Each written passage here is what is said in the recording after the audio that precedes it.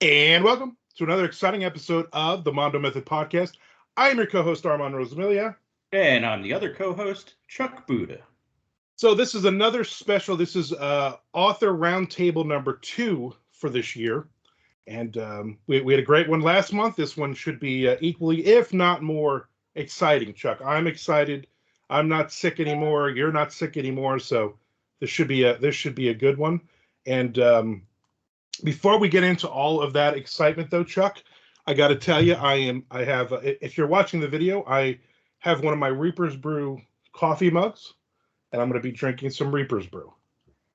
Well, since you already segued for me. You're welcome. Yeah, thank you.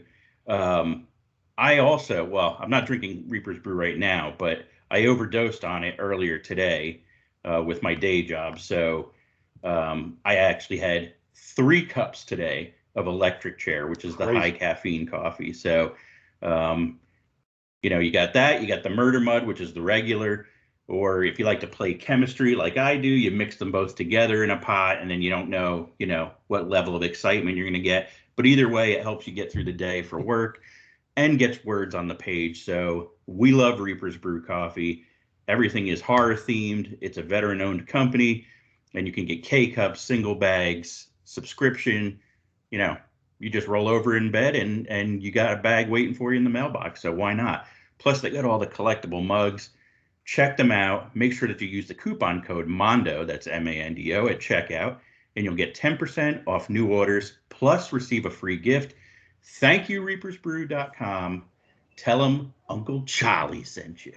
Nice. Okay, so you freaked me out there for a second, Miranda. Why? You left us. I was like, no, we're starting. We're jumping in here. So we're starting, and I pulled. We're starting, and she disappeared. So, and Jennifer had that deer in headlights look on her face too. So I was like, well, this is really good. So before you disappear again, Miranda, tell everybody who you are and why you're here. Yeah, for sure. I have to apologize. I am in a basement in the middle of Canada, and it is freezing, and I am like under 5 feet of snow. So I blame technology. We can shoot pictures from Mars back to Earth, but I cannot get a good internet connection from my router, which is 5 feet that way. But hey, everybody, my name is Miranda. I am the author of the Chin Up Tits Out series, and I am kind of annoyingly positive about certain really dark things. Like, we all go through trauma, we all go through stuff, but if we kind of keep that chin up, tits out mentality, then I can guarantee you life is going to be much, much better, especially a fun one to look back on despite it all, right? So super happy to be here, guys. Thank you so much for having me.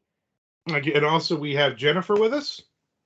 Hello, everyone. I'm Jennifer Lieberman. I am an actor who started writing and producing to give myself acting jobs. And I have a novel. My first novel came out. It's called Year of the What, and it's an adaptation from my award-winning solo show, Year of the Slut. And I also have 2 how-to books under my production consulting company's title, Make Your Own Break, because that's how I've gotten anywhere in life, make my own break. So I'd like to help people make their own break as well. So now, obviously, both of you have great titles, great in-your-face book titles. Is it one of those where was there a big thought process for both of you to like let's do this, let's do these in-your-face book titles, or was it just that's the title of the book that's going to be coming out? Well, you know what? For me, I work in corporate, and I am a chick lit fiction author. So for Chin Up, Tits Out, it was definitely a motto that I had used and I had grown up listening to. So when the title of the book came, that was what it was. Like, nobody was telling me otherwise. But with that said, I had to very much keep my corporate life and my writing life separate because of the title. So it definitely caused me to plan a little bit more, be a little bit more cautious when it came to working on book things and, allocating proper times. So definitely there was both aspects. This is a title and I'm not messing with it, but you got to be cognizant of your actions moving forward. For me, it was originally a play, and I had run a small theater company in the East Village, and I knew how hard it was to get butts in seats. So I knew I needed a title that was going to grab people's attention immediately, because I wasn't trying to sell a book. I was trying to get people like off their couch, away from their screens, and actually like with pants on in a theater. So I had a very kind of specific goal. I had the title first, and I developed the show around the title, knowing that I needed something that was like funny and racy and heartfelt and kind of had all the feels. I kind of developed it as a showcase piece when I first moved to LA. If you'd ever seen the movie La La Land with Emma Stone, she does a one-woman show and nobody like comes, and she thinks it's a failure, but then it actually turns into a success. I have a similar story. Nobody that I wanted to cut, like people from my acting class came, my mom from Canada came, but nobody like from the industry who could hire me came. But then it got into a festival in New York, and that title was like a huge buzz. Like I got ads in the Village Voice and Time Out New York. So I was able to like pack houses in New York City and won an award for the show. And that's kind of how people heard about it and were like, oh, this would be a great chick lit book, like adapt it into a book. And then the initial book was a failure because advertising online gets way more offended than advertising in real life. So my first go at launching the book was a complete and utter failure because I was censored from doing any ads on Amazon or social media, and basically couldn't break through my very small friends box, my friends group. That's all. That's the only people who knew about it. There are certain medias that will censor, that will like put out a little discretion, like what I'm about to say to you is going to upset some of you, and we will get text messages or emails from some of you. I was like, we all got them. Like, we all got them. Like, are we five here that we giggle? Yeah. Like, it throws me off that in today's day and age, we're still getting backlash for something that I don't think should be backlash. It should be open to discuss. But that's okay. Yeah. And like the word slut is not one of the forbidden words of broadcast. You hear it all the time. Yep. when it's a slam against women. But take it and deconstruct it and use it, as a title of a sex positive feminist piece. Oh my God, no, we can't do that. Can't encourage these sluts. We can only slam the sluts. Exactly. You know what? When Jennifer and I were talking about, the topics of discussion and how we do connect and relate, she simply told me the year of the slut. I'm like, oh girl, I had me one of those. I had like everybody who's had a year of the slut knows what a year of the slut is. Right, and if you've had it, then you know that when somebody else talks about it, you're like, I'm going to get my tea and I'm going to enjoy this story. You know, so that was what I thought when I first heard it. It wasn't the alternative that this was going to be something not enjoyable and funny to be part of. Right.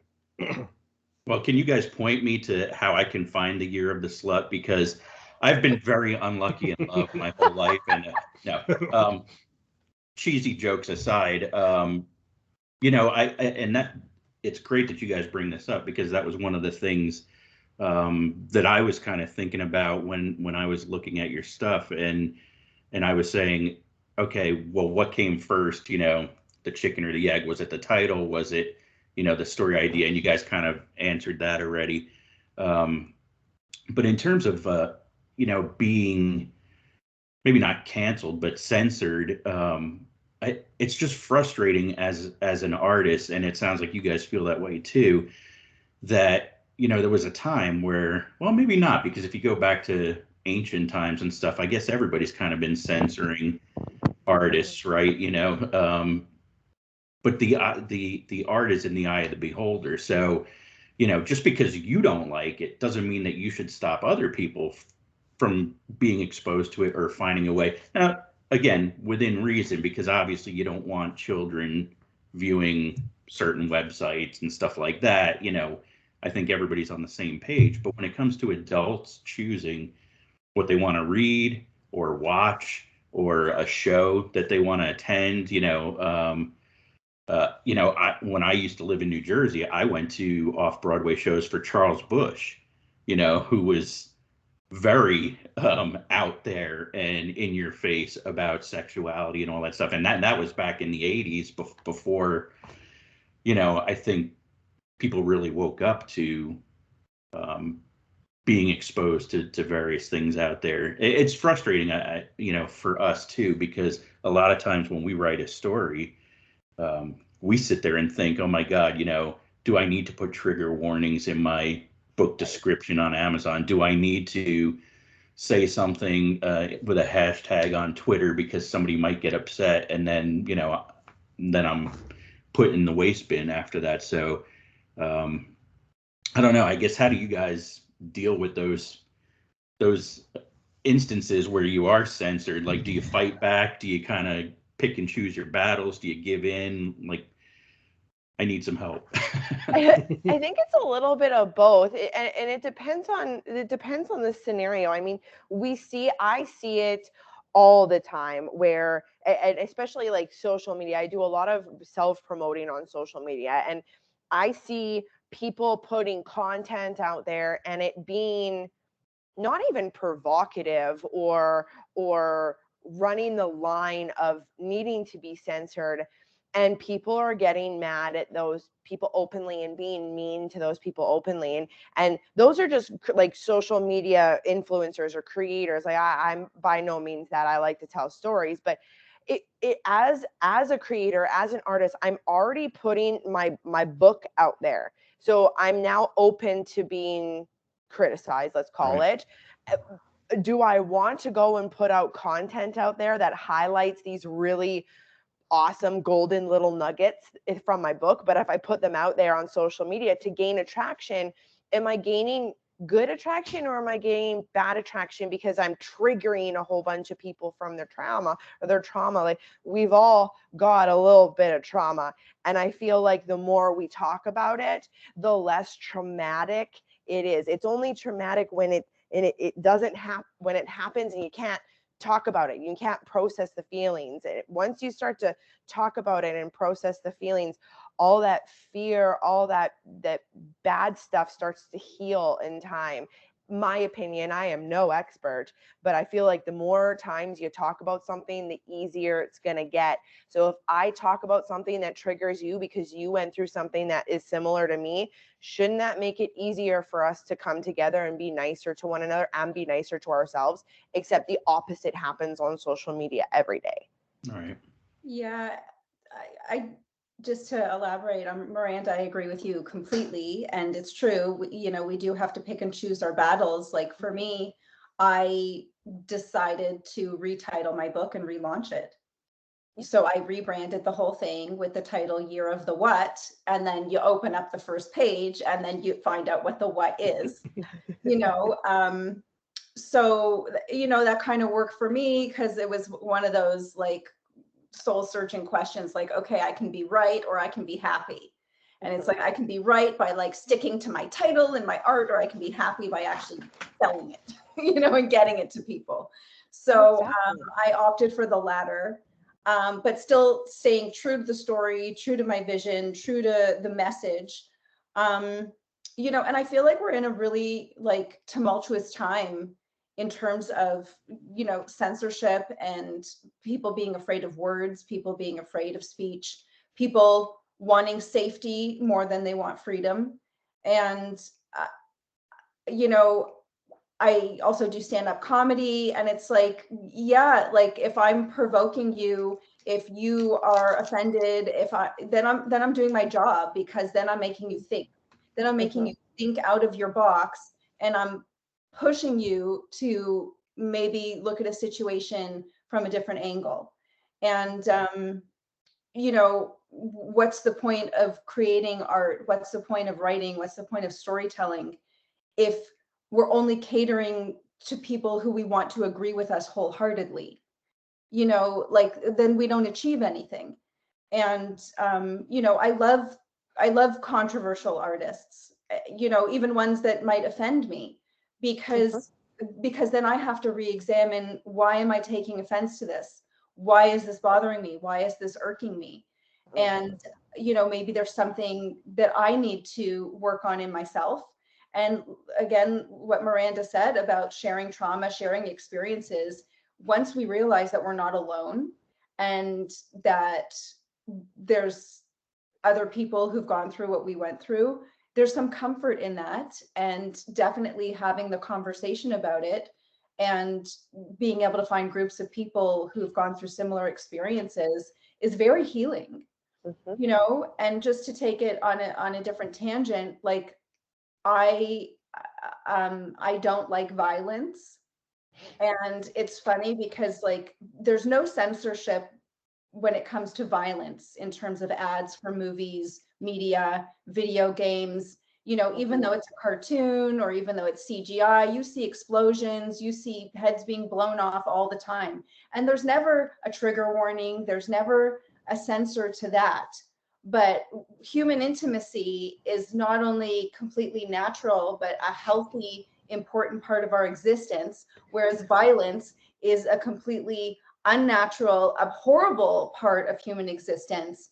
Meanwhile, it's accepted widely as entertainment. And meanwhile, talking about intimacy and sexuality is still considered taboo. And to me, like, that disgusts me. It's terrible. It's absolutely terrible. And I think part of it is people don't understand, or we don't look as intimacy as there's a spectrum of intimacy. There's intimacy within yourself, which I, through my research and exploring, a lot of people don't know how to be intimate with themselves. And I'm not talking about the alone time behind closed doors. I'm talking about self-love here, and working on yourself, being intimate and saying, hey, this bothers me. Why does it bother me? And you sit in that. Like, have you ever sat in your own poo just to let it feel how it feels and then move on? Like, that's intimacy with yourself. You have different capacities of intimacy throughout your life, and it's like a roller coaster. Depending on the phase of your life, the intimacy is going to reflect on that. And it doesn't have to be penetrative.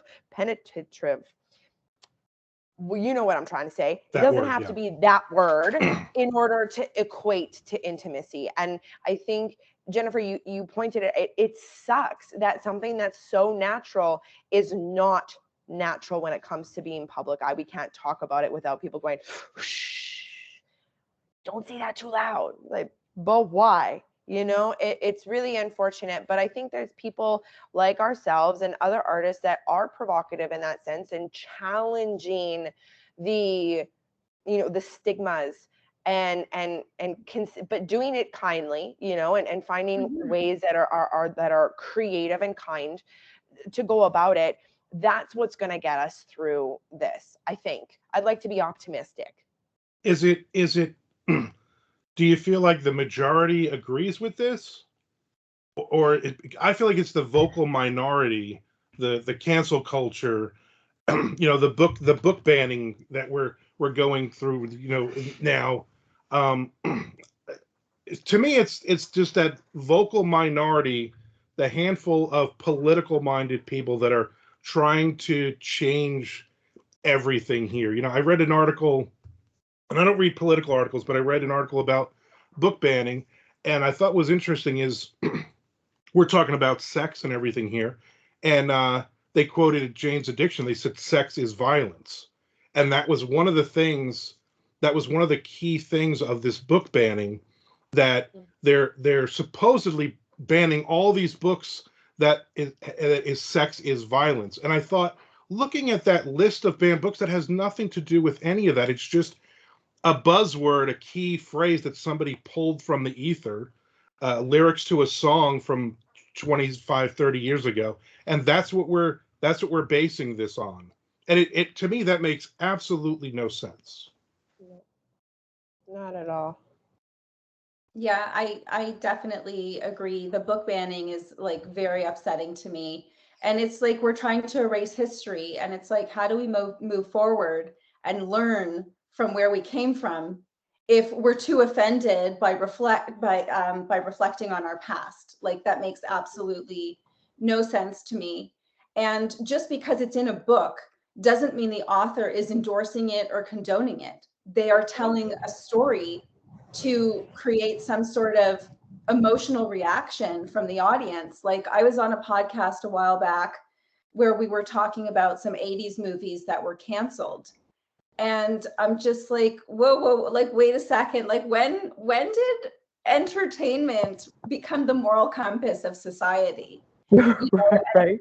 That's what's going on right now. Like, everything needs to be so woke, because I think they were talking about some John Hughes movies, like 16 Candles and Breakfast. Yeah, I was on a podcast talking exactly about 16 Candles and how so much of the cast or the humor, like everything was acceptable then. But now, how dare you? History. Right? Like, it's such a classic. But yet, if we launch that now, like, oh my goodness gracious, even the new Sex and the City TV show, they are laying on all the diversity that you can, because a franchise, not a franchise, but a name that big as Sex and the City, heaven forbid they do something and then they get canceled because they're not including something or they're triggering somebody. I don't know when we all became so sensitive, but then simultaneously just felt like telling everybody our opinion with no ramifications at the same time. I don't understand what kind of balance we found here. Well, I think that's social media, right? Because everything's one-sided. We just spew what we want to spew, and then we go la la la la la la la la la. Plug our ears and not want to the repercussions. But also, it's like, you look at those 80s movies, and why can't we appreciate them for saying like, wow, we've come so far since then. Like, we can totally appreciate the comedy and the humor of these movies, but also appreciate everything that's wrong with them and be like, isn't it amazing we don't live in this world anymore?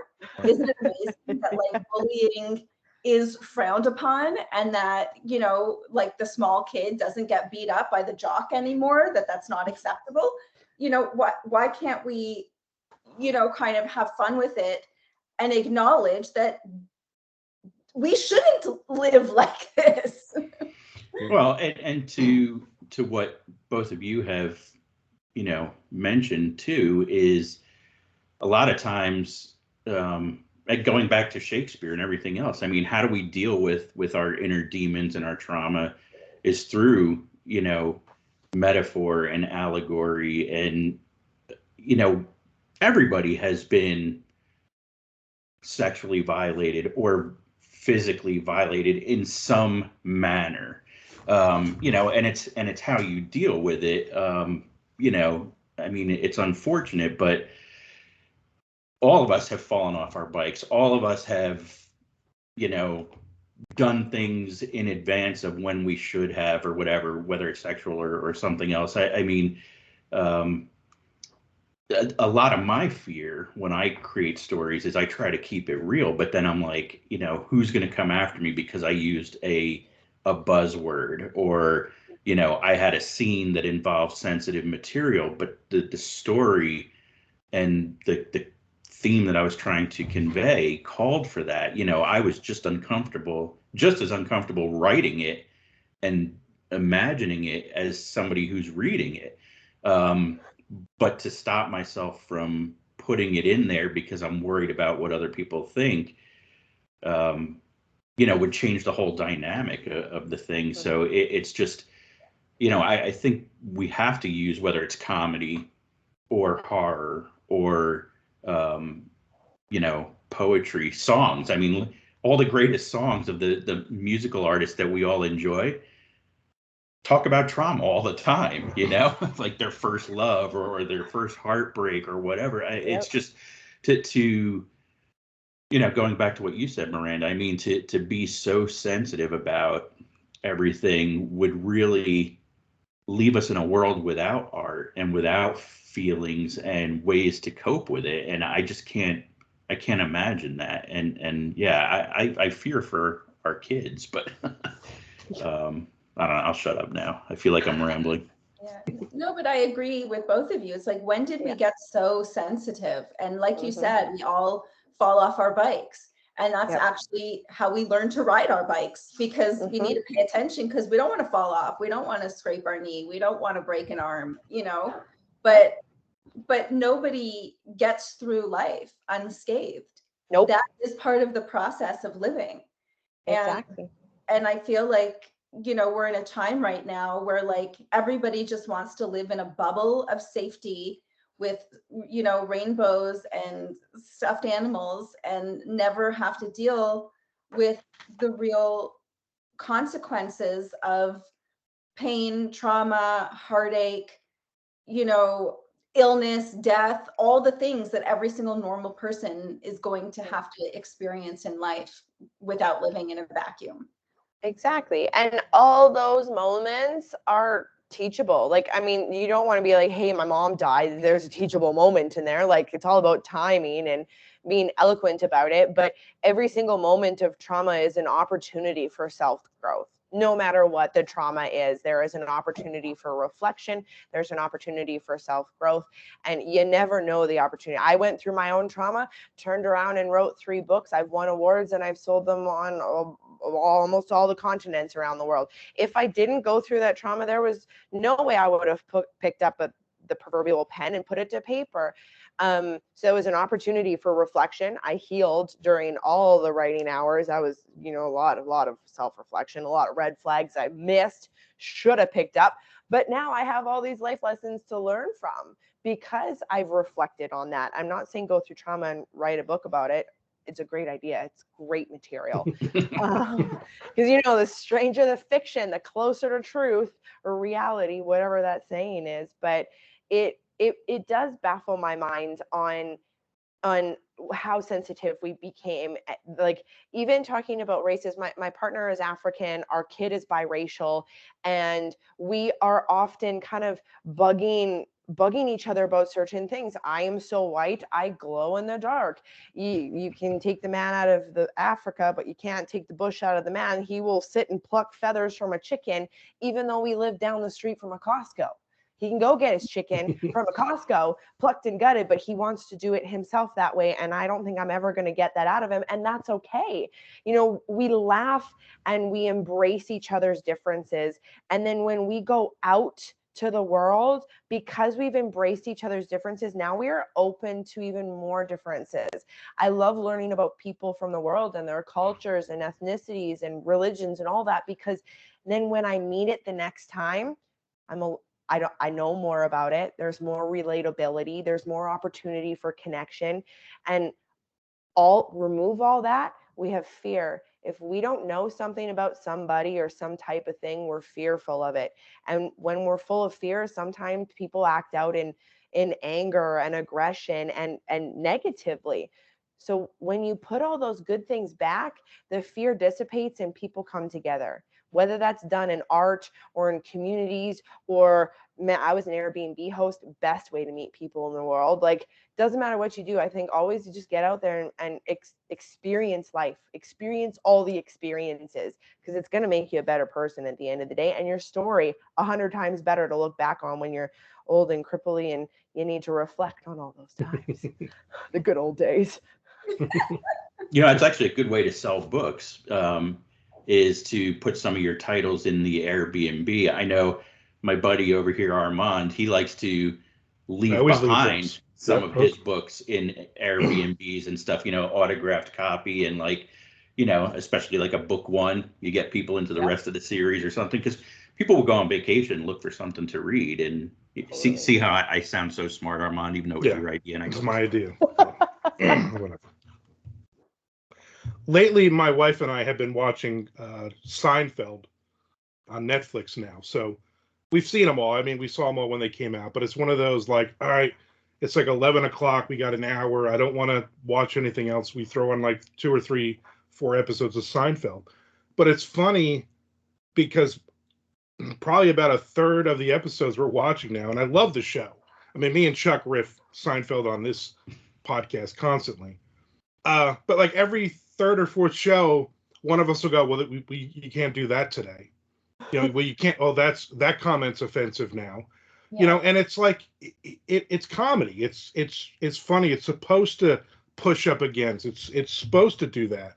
And I love comedy. I watch a lot of comedians on Instagram, the clips and stuff.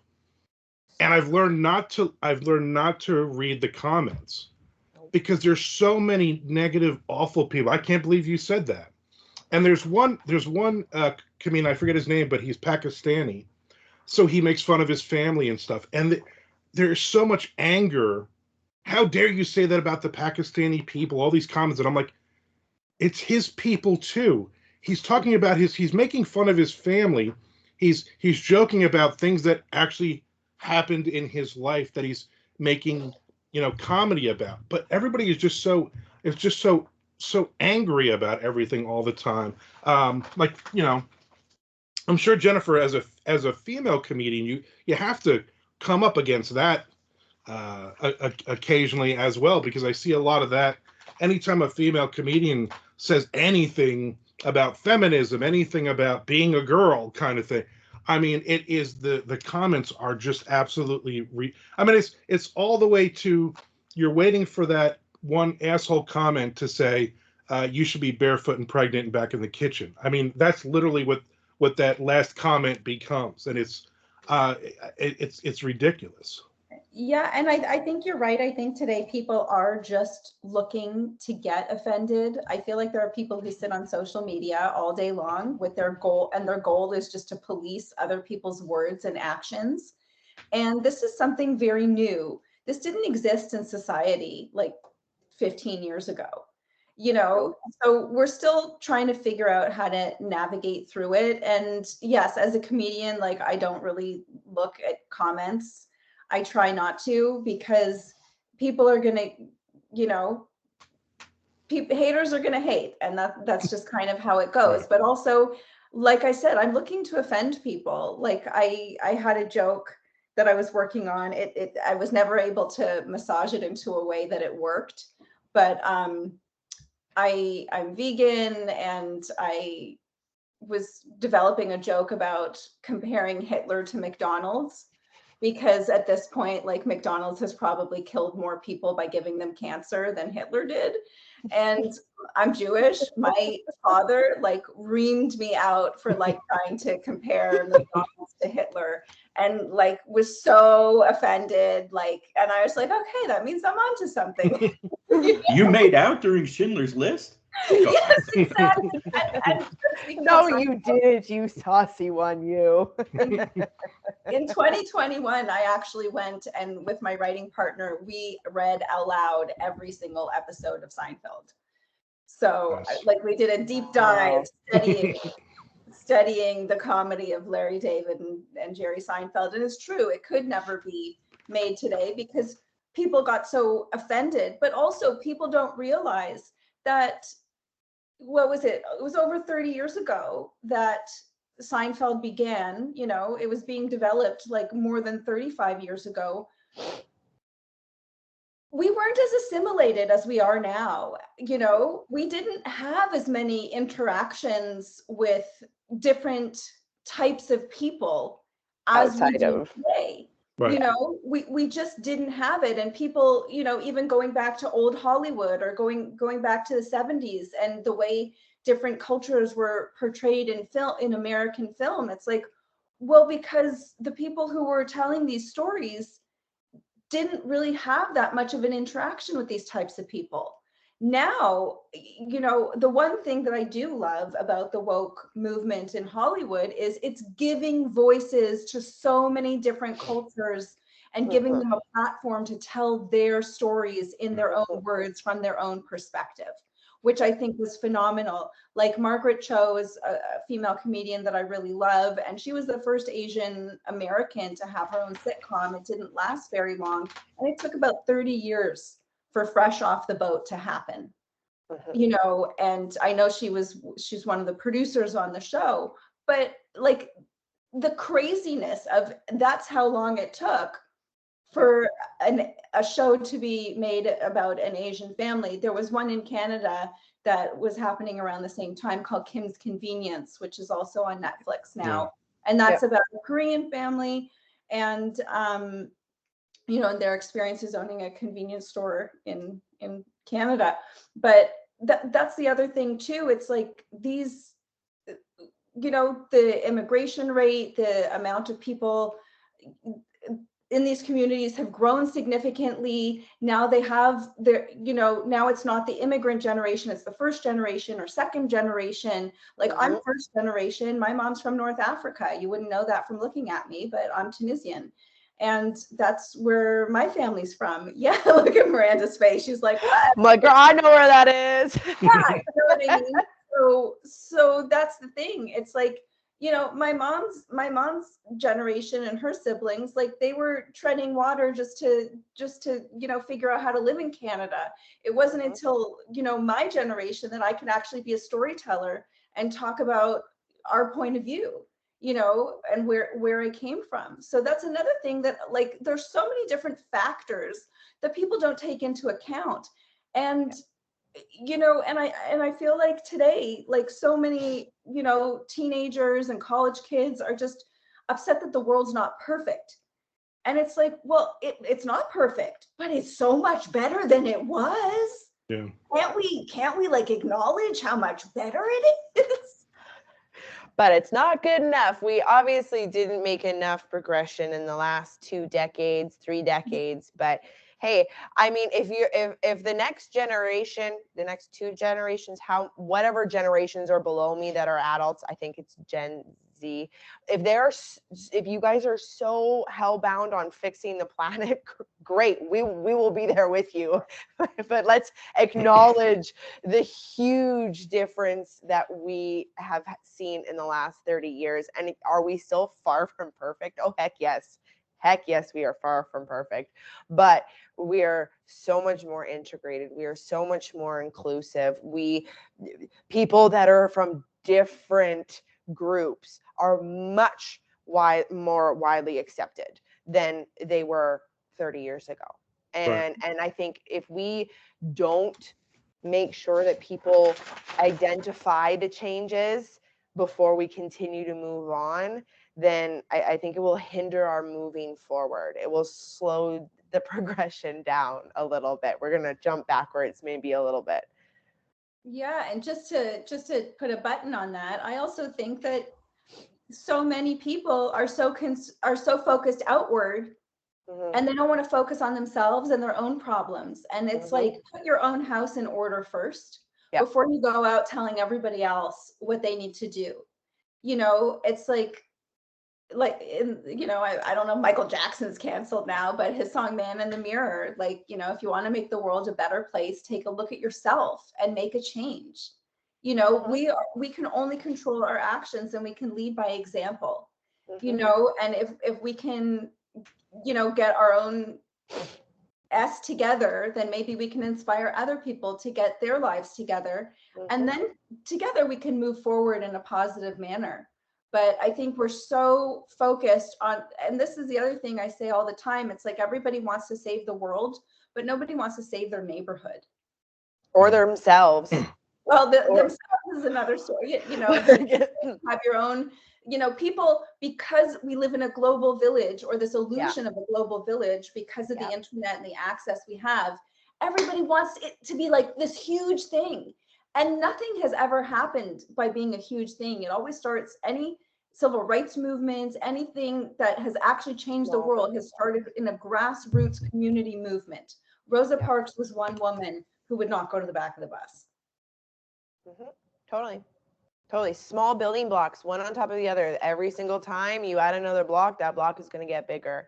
But you're right. People aren't going to look and check their neighborhood or look at themselves in the mirror to fix themselves. I'd rather fix that, you know, that kid 5,000 miles away, I want to fix that. But I can't have a conversation about politics or religion or race or gender identity or sexuality with my neighbor without it turning into an argument. I mean, me not personally, I have those conversations all the time with with smiles on my face, but the general popularity, even around me, people don't want to talk about that. It's too touchy. It's too sensitive. Is it a generational thing? Because I'm 52, Chuck's 52, and the people that I know, and I grew up in a very small little fishing village in New Jersey.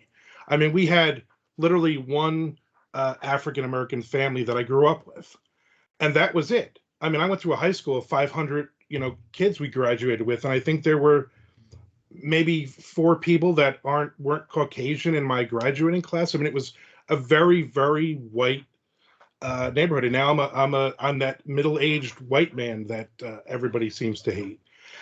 But I get it, because my kids are in their 20s. All 3 of my kids are in their 20s, and they're like, they don't understand some of the concepts that I look at. They don't understand what my generation agrees with. Like, my parents are cool. My parents were like, whatever. It feels like I'm stuck in that generation that we're all the jerks that are on the internet yelling and screaming at everyone else. Like, that's my feeling. Like there's that specific person that is fighting everybody else and trying to make change and burning books and just being like a complete jerk. Like, I know a guy online that I grew up with, and he was doing this rant the other day about, why are there so many interracial couples on commercials? Why can't we have a commercial with just a white mom and a white dad and little kids? And he actually had screenshots on his Twitter of, look at, there's a black dad and then an Asian dad, and they're gay, and they have 2 little white kids they're manipulating in this commercial, like all weird, crazy racist stuff. And I'm like, dude, what are you talking? Like, I had to send him a message and say, what are you talking about? Number one, it's a commercial. All right. So these people, they exist, but I don't know, maybe they're not an actual family. Maybe they didn't bring an actual family into the commercial. Who knows? But who cares? Right. How does it affect your life? That's what I always said. I always told my kid, how does this affect you? If this is going to make your life literally right now a problem, then okay, then let's deal with that. But if people are doing something over here, people are doing something over there, and they're happy doing it, then let them do their thing.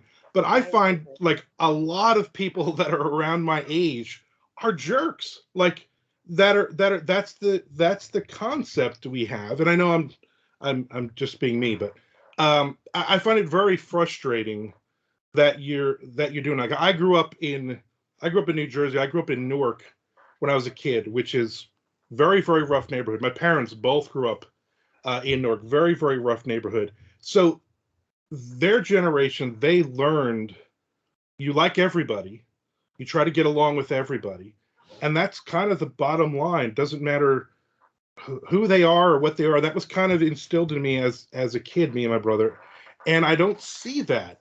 And I see, unfortunately, people of my generation are teaching their kids how to be obnoxious, they want everything, how Miranda, your relationship is wrong. You know what I mean? Like, that kind of attitude. Yeah. And it really, is it that we're pitting everything on the 20-somethings now? We're hoping that the rest of us get older and die off, and then maybe the world will be better. I don't know what the answer is here. You know what, Armand, you have such a point, and it was like the light bulb had gone off, because I don't have a question an answer to your question. I can just kind of agree with your statement that the people that I am finding, I don't like controversy. If I can avoid it, I will like the plague, but I am a communicator about feelings all the time. Ask my partner, we have feeling conversations. He loves it. I'm sure. But the people that I see that are doing the hate comments and trying to, cancel whatever it is they're trying to cancel, and being that voice minority is kind of that generation, the mid 40s to the mid 50s. And I don't know why. I can't answer that, but I can agree with you that when searching through the comments, when I dare to look at the comments, it's always that. Maybe it was because your parents had to work extremely hard just to get by. Like, I know my grandparents were farmers. My baba was hifting like 50-pound bags of potatoes when she was pregnant, like 13 kids on the farm type thing. And then my mom grew up and raised me in a really lovely, balanced household. They were able to afford things. We could go on trips, this and that. And then sometimes their opinion is a little strong. And you're like, I wonder, like, maybe it was because you didn't have to work so hard, but still they were, I don't know. I think I'm talking in a circle, but That's what I'm talking in a circle. Right. I don't think there is a rhyme or reason. Maybe it's just me and you and our experience in this specific scenario. Let's go with that. All right. That'll definitely work. We're running to the end here. Chuck, you got any last question? Last questions. I would like to circle back to the tits part. Because I was breastfed when I was a baby, and Chuck. All right. I still love. They certainly get me to do whatever. That's for sure. I still love the titles, of your books, and and Jennifer, the fact that you still left it in place, but kind of it's hidden in plain sight kind of thing. I wish I were that brave with some of my titles, but also just what's inside the covers. Again, it's that fear of the backlash and stuff. And do you guys have, I guess, any thoughts or suggestions for other artists, whether they be painters or musicians or authors, actors, whatever, on how to stand up for your art and make sure that you're not railroaded into being canceled or ignored because of what you have to say? Haters are gonna hate, so let them hate. Is simply put. I think no matter how cautious you are, people are going to dislike it, and it's okay. You are not creating to appease every single person. If you can appease the general masses, then expect a small minority of population who are going to hate it, and that is balance in the artist world. Is if you can appease to the masses and have a small little group of haters, then you are doing everything right, and just keep doing it and keep pushing the boundaries, because the people who are loving you are going to continue to love you, and the people who are going to hate you, they're going to continue to hate you. They can find somewhere else to go. Yeah, I definitely agree with that. And my 2 cents is, when you decide to become an artist, I think you have to make peace with the idea that you're going to be unpopular at times. Mm-hmm. First it's going to be with your family for making the decision to be an artist, sharing all of their secrets. Yeah, no, but you know what I mean? There is an element to being okay with being the black sheep, being unpopular, tackling the subjects that are not polite dinner conversation that people don't necessarily want to talk about. But also you got to decide what kind of artist you want to be. If you want to placate everybody and just be the most popular person, you know what I mean? Like, I don't even know what to compare it to, but then that's, and if that's your truth, then that's fine, but if the work that you gravitate towards is provocative, is avant-garde, is controversial, is going to push the envelope, is going to make people think, you have to be okay with being unpopular for a time.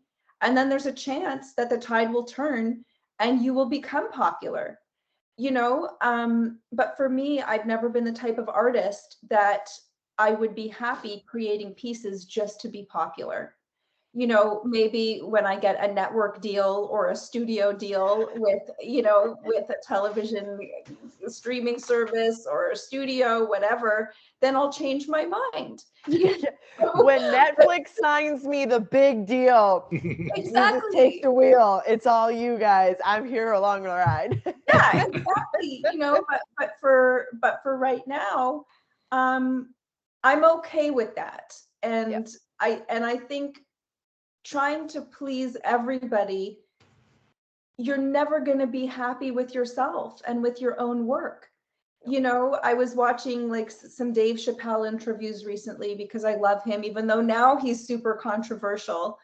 You know, when he walked away from his huge $50 million TV deal and everyone thought he was nuts and he couldn't get a job for 10 years, you know, because he knew that kind of taking that money was going to change the type of work he would be allowed to do. And he didn't want to compromise his voice. So, you know, you got to do some soul searching and you got to figure out where you want to live on the spectrum of being an artist, you know? Totally. Yeah, that's very true. We could do this for like another 5 hours. I feel like. Totally. But we're Yes, please. No. we're running out of time, and I'm gonna start coughing very soon. I have this lingering cough I can't get rid of.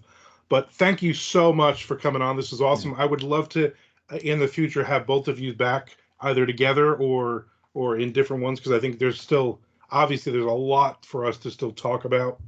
And hopefully by then my generation will all be dead, and then everything will be back to normal, and it'll be nice again. It'd be like a Happy Days episode all over again. Oh goodness. I don't like that. I'm in your generation. I don't want to. You're the problem, Chuck. I'm not ready to die. But one Are thing you getting in arguments on Facebook? Because I feel like that's where a lot of things happen. Is comment section on Facebooks. Yeah, I stay away from. I stay away from all of them, but I read them. My wife yells at me all the time. She's like, "Stop reading this stuff." Like I don't know if you guys have Nextdoor app. So it's like an app. It's an app for your specific area, like you're like within, say, like a mile or two of your house. Okay. And I just every day it is like, oh, I saw like the big thing this week was there was I'm trying to think of what it was, like a wolf or a coyote. That's what it was. There's coyotes out in the woods here. And people will argue like 10 or 15 or 20 comments about why it is or isn't a coyote. That's just a dog. That's somebody's cat. Like, no, it's who can, like, there's a picture of it. There's a picture and it's a freaking coyote. You can see it's a coyote. They'll argue back and forth about everything. And I read those. I never comment, but I read them every day constantly. And my wife yells at me. She's like, take that app off your phone. Because I'll be sitting on the couch and I'll be like, oh, these people are so stupid. And you know that, like, oh, this guy's such an idiot again. Like, that's not a rattlesnake, you moron. And like, she's like, what are you doing? I'm like, I'm reading this. She's like, stop reading that. You're getting so worked up over nothing. I'm like, I can't help it. Yeah, me in coffee in bed and watching the community Facebook group page off on whatever people throwing poop bags on the road, or how good the Chinese food restaurant is, or the kid in the blue car that sped down the street. I'm watching you. Yep, that's the one. My favorite is when a Wendy's is opening up nearby, and everybody will say, no, we don't need a Wendy's. We need a 24/7 gym there. No, we need this there. And I'm like, this isn't a video game where you pop in random businesses in your video game. Like people there's a Wendy's going up there because Wendy's has the money to build a Wendy's there. If you had the money to build a 24/7 fitness place, then you go and build the fitness place. But in the meantime, we're going to argue about it for like a week and a half. So. Yeah, I try to just stay off these things as much as possible because it's just better for like my mental health. Yeah. Very much so. I need to start doing that. So. All right, Chuck, do the Reapers ad before my head explodes. Well, yeah, I mean, speaking of reading coffee when you're reading people's comments and mental health, reapersbrew.com. You got to go there, check out their coffee. They got 2 flavors: the regular, which is murder mud, the electric chair, which is the high caffeine. K-cups, single bags, subscriptions, you name it, coffee mugs, t-shirts, they got everything. And they support the writing community, they support the horror community, and it's a veteran-owned company. So we love them. reapersbrew.com. Don't forget to plug in the code MANDO, that's MANDO, at checkout, and get 10% off new order. Plus, get a free gift, and make sure that you tell them Miranda and Jennifer sent you. How's that? I like it. I like it. I like it. Thank you very much, and we will hopefully talk to you guys again. Thank you so much, guys. Much appreciated. Thank so you. much fun.